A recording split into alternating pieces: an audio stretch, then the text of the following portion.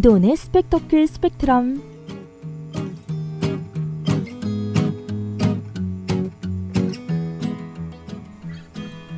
스티븐 잡스는 말합니다. 우주에 흔적을 남기자. 이도훈은 말합니다. 동아대학교에 흔적을 남기자.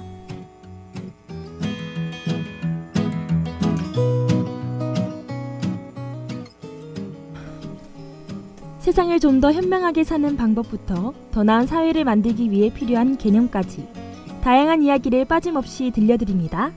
안녕하세요. 스펙터클 스펙트럼의 아나운서 이도훈입니다. 주말 잘 보내셨나요? 저는 수능이 끝난 동생과 오랜만에 마주 앉아 이야기를 나눴는데요. 대화를 나누다 보니 갖가지의 이야기들이 쏟아져 나왔습니다.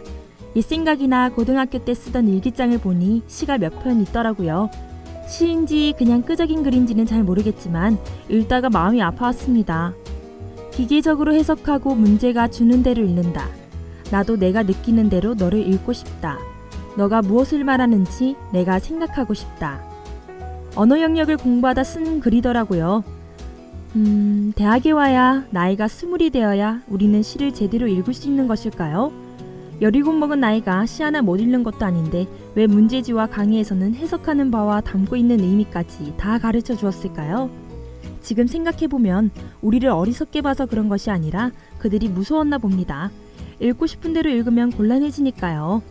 같은 작품을 모두가 다 같은 시각에서 보게 만들어 문제의 답을 하나로 해야 등급을 나눌 수 있잖아요.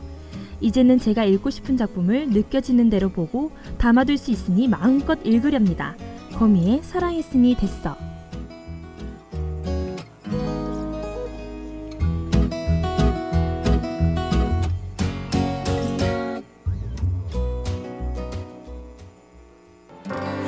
어디에나 있을 수 있는 이 순간도 누군가는 겪는 온 힘을 다해 사랑했으니 됐어. 우리는 살면서 하루에도 많은 결정을 하며 삽니다. 수많은 보기와 선택이 있는 삶이란 문제를 풀 때 우리는 피해를 입지 않는 쪽으로 결정을 내리려고 머리를 굴리죠. 그런데 과연 이렇게 사는 것이 현명한가 생각해 보았습니다. 내가 잃을 것이 있으면 하지 않고 얻을 것이 있으면 조금이라도 먼저 하려는 이기적인 생각은 언제부터 몸에 배이게 되었는지. 남이 받는 피해와 상처는 신경 쓰지 않고 내가 입는 손실만 계산기 두드리듯 더하기와 빼기를 하죠. 하지만 그렇게 내 행복만 생각하며 더하기만을 하면 더 담을 수 없다는 것을 깨달았습니다. 지금 당장은 나를 위해 쓰지 않는 시간들이 아깝고 짜증이 날 수 있겠죠. 하지만 남을 도와주고 상대가 나에게 고맙다는 인사를 할 때 느낄 수 있습니다. 그 사람을 위해 포기한 내 시간보다 같이 행복하며 웃을 수 있는 그 시간이 훨씬 가치가 있다는 것을요. 대학 생활 4년을 보낸 뒤 우리는 졸업식에서 지난 삶들을 돌아보겠죠. 그때 여러분들의 기억 속에 다른 사람과 함께 보낸 시간들이 많았으면 좋겠습니다. 성공한 취업을 위해 영어 공부와 A가 가득한 학점에 화려한 수상 경력을 달고 나가는 것이 아니라 내가 도울 수 있는 사람들을 최선을 다해 도왔던 경험, 그 사람들과 나눈 이야기, 서로가 서로를 기억할 수 있는 소중한 추억들. 우리는 기계가 아니어서 쓴 만큼 닳지 않습니다. 뺀 만큼 더해야 하지 않죠. 그래서 우리는 빼고 또 빼도 닳지 않습니다. 어쩌면 빼는 것이 더 얻는 것일지도 모르죠. 4시간 5초 동안 우리는 많은 것을 할 수 있습니다. 뛰어오는 사람을 기다려 같이 엘리베이터를 타는 것, 할머니에게 자리를 양보해주는 것, 친구의 짐을 같이 들어주는 것. 우리 따뜻하면서 계산하지 말고 삽시다. 노래 듣고 올게요. 산체스와 진아의 Beautiful Day. It's a beautiful day. 넌 여기 없는데 It's a beautiful night. 눈물만 흘렸어 It's a beautiful day. 이제는 다르지. 너와 나의 시간들 이제 goodbye. 인디언 속담으로 두 번째 이야기를 시작해볼까요? 천국에 들어가려면 다음 질문에 답해야 합니다. 인생에서 기쁨을 찾았는가? 기쁘다라는 감정을 우린 언제 무얼 할 때 느낄까요? 글쎄요. 하루를 보내며 웃기는 웃는데 내가 정말 기뻐서 웃는 이유를 뭐라 말하려니 잘 모르겠네요. 어쩌면 내일이 있는 우리라 하루가 소중하고 지금 이 순간이 얼마나 행복한지 모를 수도 있겠네요. 완치가 어려운 환자가 육체적, 심리적 고통을 완화하고 마지막 남은 삶의 의미를 찾는 곳을 호스피스라고 하는데요. 그들의 이야기를 통해 우리는 우리의 소중한 삶을 깨달을 수 있을 것 같습니다. 호스피스의 환자들의 이야기를 담은 영화 목숨을 보면요. 그들은 따뜻한 차 한 잔, 특별할 거 없는 짜장면 한 그릇, 막걸리 한 사발조차도 즐거워하며 마치 축제를 즐기듯 노래하고 춤도 춥니다. 그리고 평생 왜 그리도 아껴왔는지 모를 가족들에 대한 사랑도 마음껏 표현하고요. 행복이 무엇인지 소중한 것이 무엇인지 몰랐던 그들이 삶의 마지막 대목에 이르러 가장 행복했던 추억이 뭐냐고 물으면 망설임 없이 바로 대답합니다. 진정으로 사랑하며 살아가는 지금 이 시간이라고요. 거창하거나 별다른 이야기가 아니죠. 삶의 문턱에서 그들이 답하는 대답은 그리 특별하거나 대단한 대답이 아니었습니다. 후회 없이 살고 있는 것보다 더 중요한 것은 삶은 행복해야 한다는 사실을 잊지 말아야 하는 것입니다. 특별한 것을 해서 의미 있는 하루가 아니라 내가 그 하루를 의미 있게 생각해서 특별한 날이 되는 것입니다. 백아연의 캐논의 아침. 자꾸만 나의 맘이 그댈 향하네요. 눈을 뜨면 들려줘요. 날 사랑한단 그말 스윗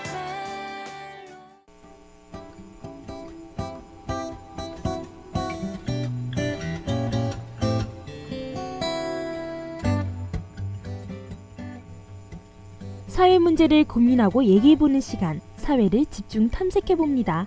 이도은의 사회 돋보기.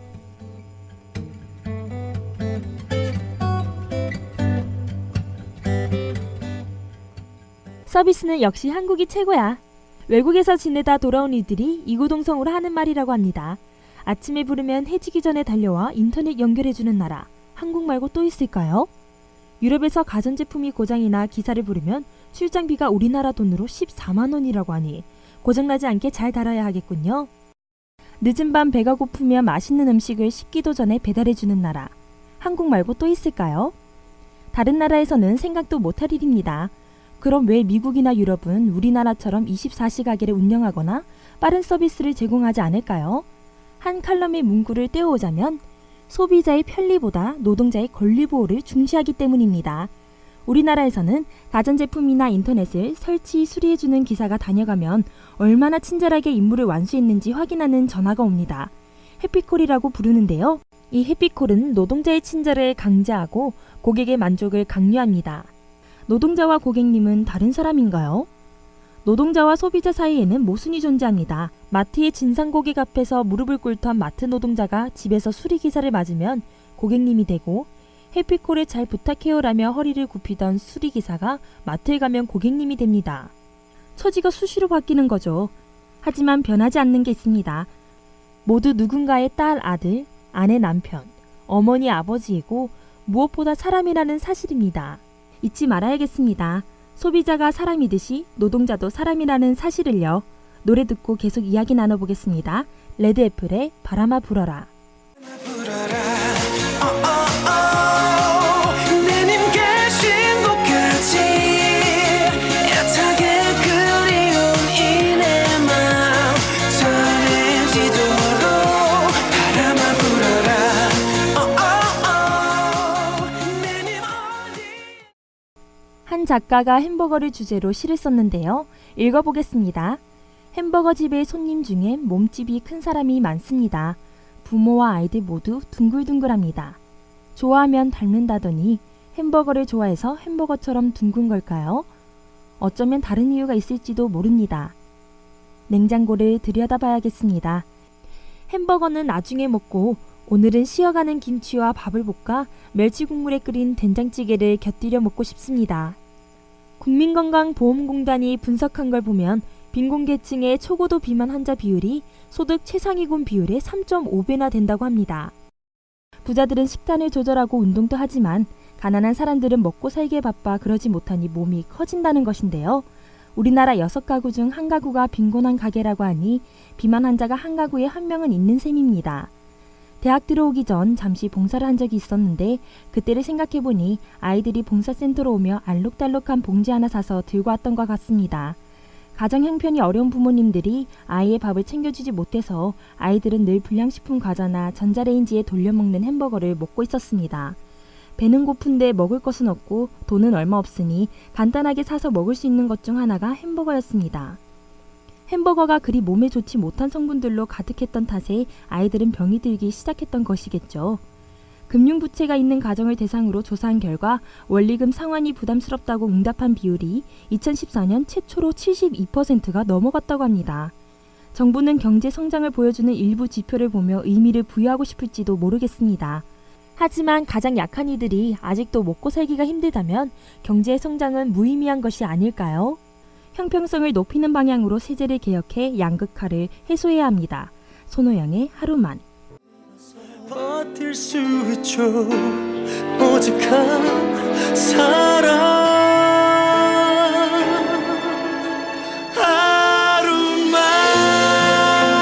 하루만 내 모든 삶의 끝에 그대가. 고용부에서 면접 요령을 알려주었다 비판이 일자 황급히 삭제했습니다. 어떤 요령이었길래 삭제되었을까요? 알려드리겠습니다. 여성 지원자 연관 질문 및 모범 답변을 보면 결혼을 언제 할 예정인가 라는 질문에는 현재로서는 결혼 계획이 없다고 답해야 한다고 되어 있습니다. 아기가 태어나면 어떻게 하겠느냐는 질문에는 회사 내 육아제동이 없을 경우 결혼 후 퇴사를 전제로 하는 회사도 있으니 신중히 답하라고 추가 설명이 되어 있네요. 성희롱에 대해 어떻게 생각하냐는 질문에 대한 모범 답안으로는 성에 대한 가벼운 말 정도면 신경 쓰지 않겠고 농담으로 받아칠 여유도 필요하다고 생각합니다 라고 대답할 것을 추천하고 있습니다. 여성의 경력 단절 문제가 사회적 화두로 떠올랐는데도 육아와 보육을 온전히 여성의 책임으로 보는 태도입니다. 또한 직장 내 성차별 해소를 위해 노력해야 할 정부기관이 성차별이나 성희롱을 자연스럽거나 대수롭지 않게 여기는 인식이 엿보이는군요. 국가는 아이를 많이 놓으라고 홍보하기 전에 아기를 가질 수 있는 환경을 만들어야겠습니다. 멜로디데이의 All About.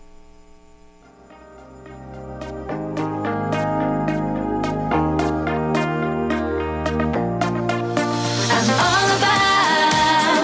all about 거짓말처럼 행복에 홀린 my heart 내 마음 속에 pain 내 눈물 속에 rain.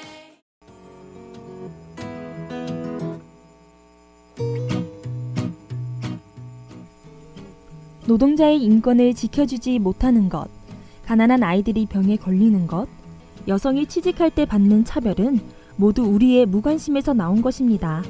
사람이 사람답게 살 수 있도록 제일 먼저 노력해야 하는 주체는 미래를 이끌어 나갈 우리들입니다. 다음 주 더 알찬 이야기로 찾아오겠습니다. 이혜원 엔지니어 수고하셨고요. 이상 아나운서 이도은이었습니다.